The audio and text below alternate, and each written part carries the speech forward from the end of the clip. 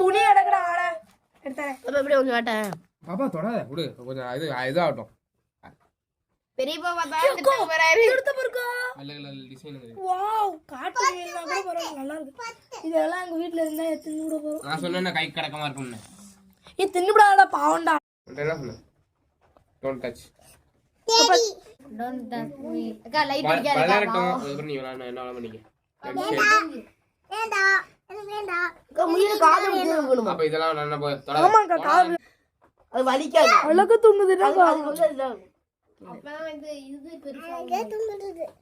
காது கீழ இறக்கி கால்ல எப்படி தெரியுமா? கண்ணே திறக்க மாட்டேன்ட்டு சாப்பாடு கொடுத்து கீழ விடு, கீழ ரேப் போட்டு கீழோட அப்படி என்ன முயல வெட்டி விட்டுறாங்கடா. நீ பேசாம பாப்பா தள்ளி எந்திரி எந்திரி. அக்கா அவங்க வீட்ல ஒரு வீடு வந்துச்சுங்க. தூக்க கலகத்துல இருக்கா என்னவோ. இல்ல வாய் அசப்படுதுக்கா. அப்பன உயிரோட இருக்கணும். ஏ இது கெட்ட. மழை இன்னும் 4 நாளைக்கு சொல்லிருக்கேன். பாக்குறீங்க நாளைக்கு லீவ் விட்டாலும் இருக்கும். இங்க எங்கற இந்த மழை பெய்யுது அப்ப வந்து விளையாண்டுட்டு இருந்தேன். இது கொண்டு ஆயிராதுனாடா. என்னடா இவ்வளவு குட்டி நம்ம இவ்வளவு பெருசா இருக்கும்னு நினைச்சேன்டா குட்டி. இந்த குட்டினா கூகுள் மாதிரி இருக்குடாக்கா நெத்தியில.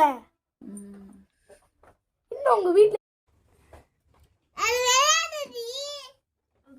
சும்மா விளையாடுற. கொலை போகுது. இது ஒரு ஜோடி நல்லா இருக்கும். ஜோடி யார்கிட்ட இருக்கும்? அப்படியே குரங்கு மாதிரி இருக்குக்கா. இன்னும் கொஞ்சம் நேரம் வளர்ந்தாலும் காரி எவ்வளவு பெருசா இருக்கும். காலை பிடிச்சி இழுக்கணும். காது சின்னதா இருந்தாலே நல்லாதான் இருக்கும். காலை பிடிச்சி இப்படி தூக்கணும். காலை பிடிப்போட கண்டா வலிக்க முடியும். பாப்பா நீ லேசா லேசா பண்ணு, இப்படி தட்டா எடுத்து போடு.